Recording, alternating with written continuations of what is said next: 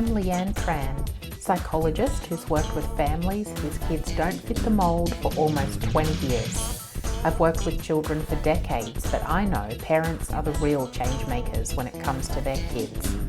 Having 3 kids of my own means I know it's not easy. Parent Like a Psychologist is all about simplifying how you support your kids with psychology information filtered through years of experience to take you from overwhelmed to confident. Come on in. Have you ever had that small, uncomfortable thought that something isn't quite right and then immediately talked yourself out of it? I want to talk in today's episode about that quiet feeling you keep ignoring.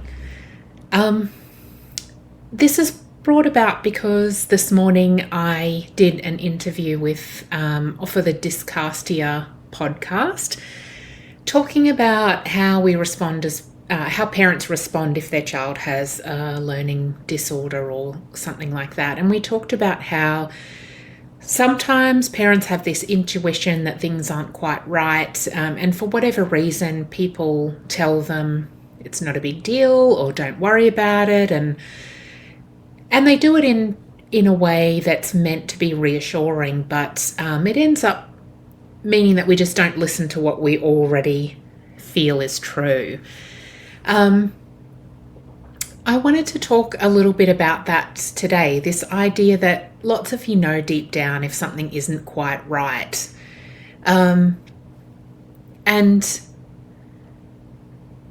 gonna unpack that a little bit with you and then leave you with some reflective questions. I think it's December, we're all tired. It's not a great time to learn, but it is a great time to reflect on how things have been going for our kids and decide what we want the new year to look like. So I think the things that I want to convey about when you're thinking something isn't quite right is that intuition we have is information. It's not a weakness, and it's not something that we should squash down. The intuition we have is a good thing to trust in terms of whether things are going well for our kids or not, whether they're getting their needs met or not, whether they're getting the support they need at school or not. It's really hard to know as a parent whether things are going okay or not. And I think that's because as kids grow and develop, they get better at things and they learn things. And so parents often find themselves concerned, and then their kids develop some skills and things get a bit better, and then parents aren't concerned anymore. But then the concerns become more apparent, and then kids learn, and so it's really hard to gauge whether things are going well or not. And that's why I think the intuition is something that's really important to listen to. It's not a weakness. It's something I always listen to parents about when they come in and talk to me about how they've just got this feeling that things aren't quite right. If we unpack that, there's usually something there. There's a reason for that feeling. I wanted to say too that I think this is one of the reasons that parents can often get talked out of getting support. Sometimes that's from other people saying, "Oh, no, it's fine. He's just a boy, or she's just shy or anxious," or things like that. Other people can talk us out of getting support. The other way that can happen is that we can talk ourselves out of getting support as well. We think, "Oh, I'm overreacting, I'm imagining it," and things like that. But I want to encourage you to trust your gut earlier, rather than waiting for things to get bad enough that you definitely know you need support. There's no benefit in waiting a lot of the time, because what will happen is if I see parents and things are mostly going okay, I can reflect that back to them. And there's a lot of benefit that comes in from talking to somebody, or starting with a program and then finding out, oh, actually, we're doing a lot of these things right. Because if that can reassure you enough to free up that emotional energy to spend your time on connecting with your child and doing fun stuff and all of that, the positive things that will help your child, rather than being anxious and stressing about it, that is actually a positive thing as well. So I want to really reassure you that to listen to your intuition. Don't talk yourself out of getting support if you think it's going to help you, even if that support just ends up being really reassuring.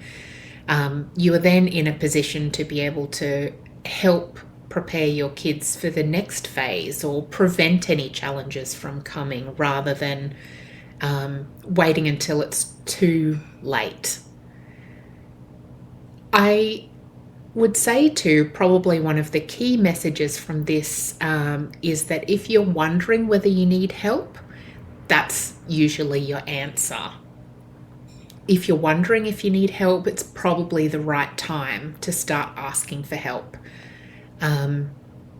Trust that gut feeling and that intuition that we have as a parent, of knowing what your child needs, or what you need as a parent and as a human. Trust that. So I know this is not going to be a particularly long episode, because, to be honest, I think it's all I've got capacity for, let alone if it's all you've got capacity for listening at this time of year. But this is the big question I wanted to ask to help you reflect on this topic. What has your gut been trying to tell you about your child that you've been pushing aside?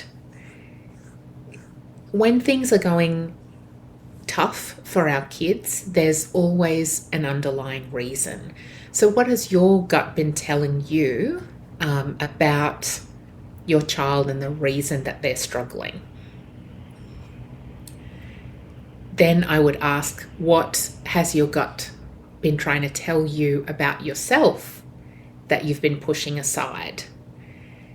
If you are feeling like you don't quite know what to do about your kid and about your parenting, what has your gut been telling you about that? It's in these pauses I often find that thoughts pop into our minds. So as I ask you that, what's your gut been trying to tell you about what you need to know?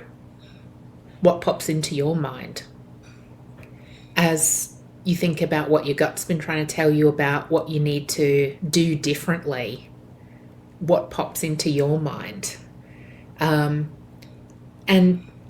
just take a moment to tune into that. Maybe ask your co-parent as well what they think, what's been happening for them, and start being really curious about what your intuition or gut feeling is telling you about whether you need to get some support for understanding your child and knowing what to do to support what they need.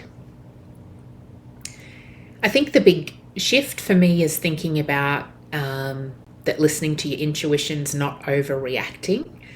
It's often the first signal that support would help. I think particularly as women, we're often told not to listen to our intuition, or, that that's a bit silly, but really lots of those gut feelings are accurate, and they are warning us about something or pointing us in the direction of what we need. So I don't see it as overreacting. I think it's the first signal that support would really help. The other thing I talked about in this podcast interview this morning is that you don't need certainty to take a step forward. You don't need to be sure. You just need to be honest with yourself, being curious about what might help and what you might need to know. And listening earlier is one of the kindest things, I guess, you can do for yourself, but also for your child as well. The sooner that we act on these things and gut feelings and intuitions, the easier it can be to receive help, because things haven't escalated to the point yet where we're stressed or burnt out, and it can be a much better time to have a conversation or to get some help from somebody. So I'll say those questions again. What has your gut been trying to tell you about your child that you've been maybe pushing aside? And what's your gut been trying to tell you about yourself that maybe you've been trying to push aside as well? And if this episode has stirred something for you, it might be worth exploring that support now. Even small, gentle support can make a really big difference.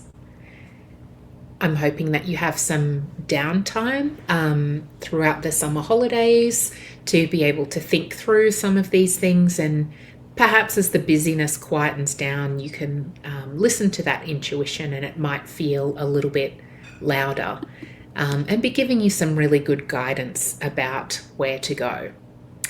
So I will talk a little bit more about some other mindset things over the next couple of weeks.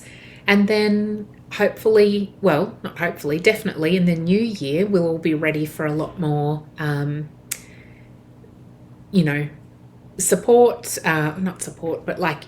taking action and moving forward.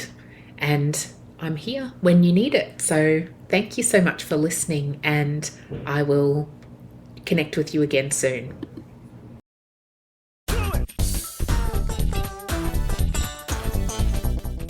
Thanks for listening to this episode of Parent Like a Psychologist. If you found it helpful, please share on Instagram so other parents can benefit too, and tag me at Leanne Tran Psychology so that I can say a big thank you.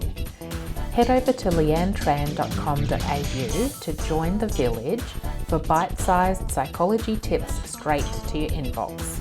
I really hope this podcast has brought a new perspective and you a step closer towards a calm parent and a thriving child.